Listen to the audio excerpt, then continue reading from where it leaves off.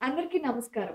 ఆరోగ్య భారతి ఛానల్‌కి స్వాగతం. ఈరోజు మనతో పాటు వంటింటి చిట్కాలతో మన ఆరోగ్యాన్ని బాగు చేసుకోవటం, శరీరంలో ఏ సమస్య ఉన్నా చిన్న చిట్కాతో మటుమాయం చేసుకోవడానికి చిట్కాలు చెప్పే doctor, senior ayurvedic physician Chittibotla Madhusudana Sharma గారు మనతో పాటు ఉన్నారు. ఆయన మందు మొక్కలు ఆరోగ్య రహస్యాలు, ఆరోగ్యం కోసం ఆయుర్వేద వంటింటి చిట్కాలు లాంటి ఎన్నో ఫేమస్ బుక్స్ కూడా రాశారు.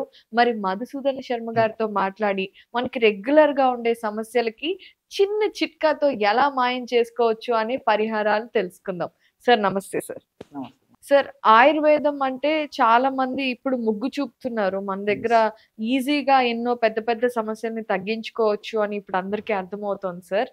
అలా మీరు ఎప్పటి నుండో ఒక 35 సంవత్సరాల నుండి చాలా గొప్ప గొప్ప పుస్తకాలు రాశారు. వంటింటి చిట్కాలతో ఎంతో మందికి సమస్యల్ని దూరం చేశారు, ఆరోగ్య సమస్యల్ని. అయితే ఇప్పుడు మా ఆరోగ్య భారతి ఛానల్ వ్యూవర్స్ కోసం చక్కటి చిట్కాలు అందిస్తున్నందుకు ముందుగా ధన్యవాదాలు. థాంక్స్ అండి. రీసెంట్ గా మీ వీడియో కింద ఒక కమెంట్ సార్, ఏంటి అంటే ఆడవారికి మనం పీసీఓడికి చాలా సింపుల్ చిట్కా చెప్పారు సార్. మిరియాలు అలాగే ఉసిరిక పొడి. ఉసిరిక మిరియాలు. అవును. సో అది చూసి కింద ఒకళ్ళు కమెంట్ పెట్టారు సార్. ఏంటి అంటే ఆడవారికి చెప్పారు కదా సార్, మగవారికి కూడా సంతాన సమస్యలు అంటే ఇన్ఫర్టిలిటీ సమస్యలు వస్తున్నాయి. స్పర్మ్ కౌంట్ సరిగ్గా లేకపోవటం, లేట్ మ్యారేజెస్ వల్ల పిల్లలు కలగక మేము కూడా ఫర్టిలిటీ సెంటర్స్ చుట్టూ తిరుగుతున్నాం సార్. మాకేమీ లేదా పరిష్కారం అని అడిగారు. సో మగవారికి ఇన్ఫర్టిలిటీ ఉంటే వారికి చిట్కాలతో స్పర్మ్ కౌంట్ పెంచుకునే అవకాశం ఉందా సార్ ఆయుర్వేదంలో? ఉందమ్మా, మంచి ప్రశ్నమ్మా. నిజంగా మగవారికి 2 రకాల సమస్యలమ్మా. శృంగార సమస్యలు ఒక భాగం అయితే, శృంగారానికి సంబంధించిన సమస్యలు లేకపోయినా ఈ సంతాన సమస్యలు ఉంటాయమ్మా కొంతమందిలో. దీనికి మీకు విషయం తెలిసి ఉంటుందమ్మా, లేట్ వివాహాలు అంటే పూర్వకాలం ఏదో 25 సంవత్సరాలు ఆ ప్రాంతంలో జనరల్గా వివాహం ఏదైతే ఈరోజు 30, 32, 34, 35, ఈవెన్ 40 సంవత్సరాలు ఆ పైన కూడా వివాహం చేసుకునేటువంటి పరిస్థితులు ఉన్నాయమ్మా. సరే, కారణాలు ఏమైనప్పటికీ ఈ యొక్క కారణాల వల్ల పురుషుల్లో కూడా ఈ స్పెర్మ్ యొక్క అంటే వీర్య కణాల యొక్క నాణ్యత తగ్గిపోతుందమ్మా. అంటే ప్రొడక్షన్లో తేడా వస్తుంది, నాణ్యతలో తేడా వస్తుంది. ఈవెన్ ఆ స్పెర్మ్లో ఉన్నటువంటి ఆ పని విధానం అంటే physiological functions of the sperm అక్కడ తేడా వస్తుంది. తర్వాత ఆ స్పెర్మ్ కూడా నాణ్యమైనటువంటి స్పెర్మ్ ప్రొడ్యూస్ అయ్యేటువంటి పరిస్థితి లేదమ్మా. అంటే జనరల్గా స్పెర్మ్ అనేసరికి ఈ తల, తోక, ముండెం అని చెప్పేసి జనరల్గా చెప్తారమ్మా. స్పెర్మ్కి ఆ 3 భాగాలు ఉంటాయి. సో నాణ్యమైనటువంటి స్పెర్మ్ ఉత్పత్తి కాకపోవడం ఎందుకంటే ఆ కొన్ని స్పెర్మ్స్కి తల ఉండదు, కొన్ని స్పెర్మ్స్కి ముండెం ఉండదు, కొన్ని స్పెర్మ్స్కి తోక ఉండదు. సో ఈ 3 ఉన్నప్పుడే చక్కగా మంచి మూమెంట్స్ ద్వారా అండంలోకి ప్రవేశించి సంతానానికి కారణభూతం అవుతుందమ్మా. ఇందులో ఎక్కడ ప్రాబ్లం ఉన్నా సంతానం కలిగేటువంటి అవకాశం అయితే ఉండదు.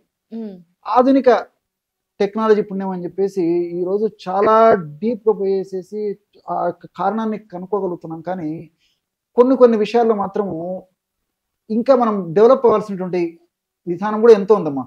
ఇంతటితోనే మనం సంతృప్తి పడాల్సిన పని లేదు, ఇది లేదమ్మా. ఆనందపడాల్సినటువంటి ఇది లేదు. ఇంకా ఇందులో జరగాల్సింది కూడా ఎంతో ఉందమ్మా. ఇప్పుడు నేను చెప్పాను కదమ్మా, ఇలాంటి వాటికి స్పెసిఫిక్ ట్రీట్మెంట్స్ అంటూ లేవమ్మా. ఇప్పుడు నాణ్యతలో మనం ఆహార పరంగా, ప్రకృతి పరంగా లభించేటువంటి ఔషధాల ద్వారా మనం మార్పు చేసుకొని బాడీలో ఇలాంటి ప్రాబ్లం లేకుండా చేసుకోవాల్సిందే. కానీ స్పెసిఫిక్గా ఇప్పుడు ఆ స్పెర్మ్ యొక్క తల సరిగ్గా లేదు, తల లేకపోయినటువంటి స్పెర్మ్కి మందు ఇవ్వడం వల్ల తల బాగా ఉన్నటువంటి స్పెర్మ్స్ ప్రొడ్యూస్ అవుతాయనే పద్ధతి లేదమ్మా. అవును. సో అక్కడ ఉన్నటువంటి ప్రాబ్లం ఇది. రెండోది ఏమైతుందంటమ్మా, ఈ యొక్క వాళ్ళల్లో మగవాళ్ళలో టెన్షన్ లైఫ్, మానసిక ఒత్తిడి ఎక్కువగా ఉంటుందమ్మా. ఈ మానసిక ఒత్తిడి ఎక్కువగా ఉండడం వల్ల కూడా ఈ ప్రత్యుత్పత్తి వ్యవస్థ మీద ఆ ప్రభావం పనిచేసేసి హానికారకమైనటువంటి కొన్ని కెమికల్స్ ప్రొడ్యూస్ అయిపోయి ఈ స్పెర్మ్ నాణ్యమైనటువంటి స్పెర్మ్ ప్రొడక్షన్కి అవి ఇబ్బంది పెడుతున్నాయమ్మా. రెండవది ఏమంటే, ఈ మగవాళ్ళు వాళ్ళకు అవగాహన లోపంతో తెలుసో తెలియకో ఈ అండర్వేర్స్ అమ్మా, చాలా టైట్ అండర్వేర్స్ వేస్తున్నారు అనమాట. దీనివల్ల కూడా ఆ భాగంలో విపరీతమైన హీట్ ప్రొడ్యూస్ అయిపోయేసి ఆ వృషణాల ద్వారా కరెక్ట్ స్పెర్మ్ ప్రొడ్యూస్ అయ్యేటువంటి పరిస్థితి లేదమ్మా. మూడవది ఏంటంటే, చాలామంది ఈ ల్యాప్టాప్ తొడల మీద పెట్టుకొని చాలా మంది వర్క్ గంటల తరబడి చేస్తూ ఉంటారు అన్నమాట. సో ఆ రేడియేషన్ ప్రభావం చేత కూడా ఆ ప్రభావం స్పెర్మ్ మీద పనిచేసేసి స్పెర్మ్ యొక్క క్వాలిటీని క్వాంటిటీని దెబ్బతీస్తుందమ్మా. ఇది ఒకటి. తర్వాత వీటిల్లో ఇంతకుముందే చెప్పాను కదమ్మా, కౌంట్ తక్కువ ఉండడము ఒక కారణము సంతానం కాకపోవడానికి, ఉన్నటువంటి కౌంట్లో మొటిలిటీ సరిగ్గా లేకపోవడము ఒక కారణము, నాణ్యమైన మొటిలిటీ లేకపోవడము ఒక కారణము.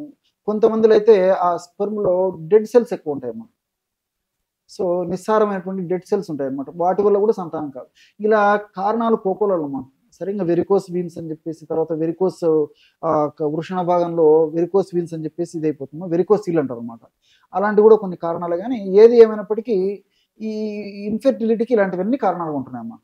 సర్వతంగా ధూమపానము, మద్యపానము, సరే ఇవన్నీ జనరల్గా వాళ్ళు తీసుకునేటువంటి ఫుడ్, వీళ్ళకి ఆహారం తీసుకోకపోవడము, వీళ్ళకి నిద్రపోకపోవడము, వీళ్ళకు రెస్ట్ తీసుకోకపోవడము, ఇలాంటివన్నీ కారణాలమ్మా. ఏది ఏమైనప్పటికీ మీరు అన్నట్లు ఆ ఇన్ఫెర్టిలిటీ కేంద్రాల చుట్టూ పాపం తిరుగుతుంటారు. కానీ ఒక స్థాయిలో కొంతమందికి ఆశించినటువంటి ఫలితాలు కలుగుతాయి, కొంతమందికి ఎన్నో రోజులు ప్రయత్నం చేస్తేనే ఆశించినటువంటి ఫలితాలు కలగవు. కొంతమంది దురదృష్టవశాత్తు ఎన్ని రోజులు ప్రయత్నం చేసినా ఆశాజనకంగా ఉంటారు కానీ వాళ్ళకి సంతృప్తమైన ఫలితాలు కలగకపోయేటువంటి పరిస్థితి ఉందమ్మా. సో ఏది ఏమైనప్పటికీ అలాంటి వాళ్ళు ప్రయత్నాలు చేసుకోవచ్చుమా, దానికి నేను వ్యతిరేకం కాదు, అది వద్దని కూడా చెప్పను. అలాంటి ప్రయత్నాలు చేసుకుంటూ మీరు అడిగినటువంటి టిప్పు ఫాలో కావడం వల్ల, ఆ టిప్పు చెప్తానమ్మా, అది ఫాలో కావడం వల్ల ఆ క్వాంటిటీ ఆఫ్ ది సెమెన్ పెరిగిపోతుందమ్మా. అంటే ఆరోగ్యవంతమైనటువంటి స్పెర్మ్ ఉత్పత్తి అవుతుంది అనమాట. ఎప్పుడైతే స్పెర్మ్ ఆరోగ్యవంతంగా ఉండి ఆరోగ్యవంతమైనటువంటి స్పెర్మ్ ఉత్పత్తి అవుతుందో అది అండాన్ని కలిసేసి ఆ యొక్క గర్భం వచ్చేదానికి అవకాశం ఏర్పడుతుంది. దీనికి ఉసిరిక పొడిమా, ఉసిరిక పొడి మీకు అందరికీ తెలుసు, అశ్వగంధ చూర్ణం అని చెప్పేసి ఉంటుందమ్మా. అది కూడా రీసెర్చ్లో కూడా దాని మీద చాలా మంచి మంచి రీసెర్చ్ పబ్లికేషన్స్ కూడా ఉన్నాయమ్మా. అశ్వగంధ చూర్ణం అంత అద్భుతంగా పనిచేస్తుంది ప్రత్యుత్పత్తి వ్యవస్థ మీద. ఏంటంటే నాణ్యమైనటువంటి అశ్వగంధ చూర్ణం తెచ్చుకోవాలమ్మా. ఎందుకంటే సబ్స్టాండర్డ్ అశ్వగంధ చూర్ణము ఎప్పుడో తయారు చేసినటువంటి అశ్వగంధ చూర్ణం అయితే రిజల్ట్ రాదు. కానీ ఫ్రెష్గా తయారు చేసినటువంటిది, స్టాండర్డ్ కంపెనీ వాళ్ళు తయారు చేసినటువంటిది మంచి అశ్వగంధ చూర్ణం సేకరించుకోగలి వాడుకోవాలి, చాలా అద్భుతమైనటువంటి ఫలితాలు వస్తాయి. ఉసిరిక చూర్ణం ఒక 100 గ్రాములు తీసుకోవాలమ్మా, అశ్వగంధ చూర్ణం ఒక 100 గ్రాములు, కేవలం ఈ రెండే, అంతేమ్మా. ఈ రెంటిని బాగా కలిపేసేసి రోజు ఉదయం ఆహారం తర్వాత ఒకసారి, రాత్రి ఆహారం తర్వాత ఒక్కసారి మా జస్ట్ 1 to 2 grams. వాళ్ళు మరీ వెయిట్ ఉన్నటువంటి వాళ్ళైతే 1 gram సరిపోతుందమ్మా. వెయిట్ తక్కువ ఉన్నటువంటి వాళ్ళైతే 2 grams వాడుకోవచ్చు. అదేంటి సార్? అదేమ్మా, చక్కటి ప్రశ్న అడిగారమ్మా. చాలా మందికి సందేహం వస్తుందమ్మా.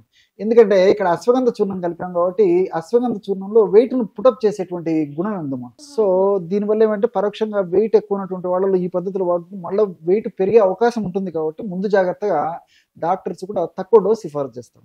తక్కువ డోసులు ఏమవ్వదు. సో 1 గ్రాము చూర్ణము జనరల్ గా సన్నగా ఉన్నట్టు లావు ఉన్నటువంటి వాళ్ళైతే, సన్నగా ఉన్నటువంటి వాళ్ళైతే 2 గ్రాములు వాడుకోవచ్చు. 1 కప్ ఆఫ్ మిల్క్, గోరువెచ్చని మిల్క్ లో కలుపుకొని తీసుకోవడం కానీ, తేనెతో తీసుకోవడం కానీ, అది వీలు కాకపోతే వాటర్తో కలిపి తీసుకోవడం కానీ చేయాలమ్మా. ఈ విధంగా ఉదయం ఒకసారి, రాత్రి ఒకసారి క్రమం తప్పకుండా సేవించడం వల్ల ఆ ప్రత్యుత్పత్తి వ్యవస్థలో శుక్రకణాలకు సంబంధించినటువంటి అనేక రకాలైనటువంటి దోషాలన్నీ తొలగిపోయి ఆరోగ్యవంతమైనటువంటి స్పెర్మ్ ప్రొడక్షన్ కి మన శరీరం తయారైపోతుందమ్మా, బాడీ. సో అలాంటప్పుడు అలాంటి స్పెర్మ్ వల్ల ఆరోగ్యవంతమైనటువంటి మంచి సంతానం కూడా కలుగుతుంది. సంతానం కూడా ఇబ్బంది లేకుండా ఉంటుందమ్మా. ఎటువంటి డిఫెక్ట్స్ అనేటువంటి సంతానం కూడా కలుగుతుంది. ఎందుకంటే ఇందులో ప్రాబ్లం ఉంటే అయ్యేటువంటి సంతానం కూడా ప్రాబ్లం ఉంటుంది. కాబట్టి ఇక్కడ డిఫెక్ట్ లేకుండా ఉంటుంది, సంతానంలో కూడా డిఫెక్ట్ లేకుండా ఉంటుందమ్మా. కాబట్టి వాళ్ళు వాడేటువంటి మందులకు తోడు అదనంగా కూడా ఇది వాడుకోవచ్చు. మందులు ఆపాల్సిన అవసరం లేదు. మందులు వాడుతూ ఇది వాడుకున్నా ఏం కాదమ్మా, స్పీడ్ గా ఎఫెక్ట్ వస్తుంది అమ్మా. దీనివల్ల ఏమైతుందంటే వాళ్ళు వాడేటువంటి మందులు ఏవైతే ఉన్నాయో వాటి యొక్క పనితనాన్ని పెంచేదానికి ఉపయోగపడుతుంది. వాళ్ళు వాడేటువంటి మందుల యొక్క దుష్ప్రభావాన్ని, సైడ్ ఎఫెక్ట్స్ లేకుండా కూడా ఇవి పనిచేస్తాయి. తర్వాత రెండోది ఏమంటే ఎక్కువ రోజులు వాడినందువల్ల దీనివల్ల మంచి జరుగుతుంది కానీ చెడు జరుగుతుందమ్మా. రెండోది ఏంటంటే ఇప్పుడు ఉదాహరణ చెప్తాను చూడమ్మా, ఈ అశ్వగంధ అని చెప్పానే, ఇందులో 14 రకాలైనటువంటి అడాప్టోజన్స్ అని చెప్పేసి ఉంటాయమ్మా, కెమికల్స్. రెండోది ఏమంటే ఇది బెస్ట్ స్ట్రెస్ రిలీవర్. అశ్వగంధ చూర్ణము స్ట్రెస్ ని బాగా తగ్గిస్తుందమ్మా. సర్వసాధారణంగా ఈ సంతాన లోపం ఉండి సంతానం కలిగేటువంటి వాళ్ళలో 100లో దాదాపు 90% మంది మానసిక ఒత్తిడి ఎక్కువ ఉంటుందమ్మా. సో ఈ మానసిక ఒత్తిడి ఎక్కువైనప్పుడు మన బాడీలో కార్టిజాల్ అనేటువంటి హార్మోన్ ఉత్పత్తి అయిపోతుంది. ఈ కార్టిజాల్ అనేటువంటి హార్మోన్ ఉత్పత్తి అయినప్పుడు అది కూడా ప్రత్యక్షంగా పరోక్షంగా ఈ స్పెర్మ్ అంటే ప్రత్యుత్పత్తి వ్యవస్థ మీద పనిచేసేసి నాణ్యమైనటువంటి ప్రొడక్షన్ ఉత్పత్తి కాకుండా ఆ నాణ్యమైనటువంటి ఆ యొక్క స్పెర్మ్ కూడా సరిగా దాని పనితనాన్ని ప్రదర్శించలేకపోవడానికి కార్టిజాల్ కూడా కారణం. సో స్ట్రెస్ని తగ్గిస్తుంది, కార్టిసాల్ లెవెల్స్ని తగ్గిస్తుంది, కార్టిసాల్ చేసేటువంటి దుష్ప్రభావాన్ని కూడా అశ్వగంధ తగ్గిస్తుంది. మల్టీ బెనిఫిట్స్ ఉన్నాయి, అందుకే నేను చెప్పేది. అదే విధంగా ఉసిరిలో విటమిన్ సి ఉందని చెప్పేసి చాలా సార్లు కూడా మనం చెప్పుకున్నాము.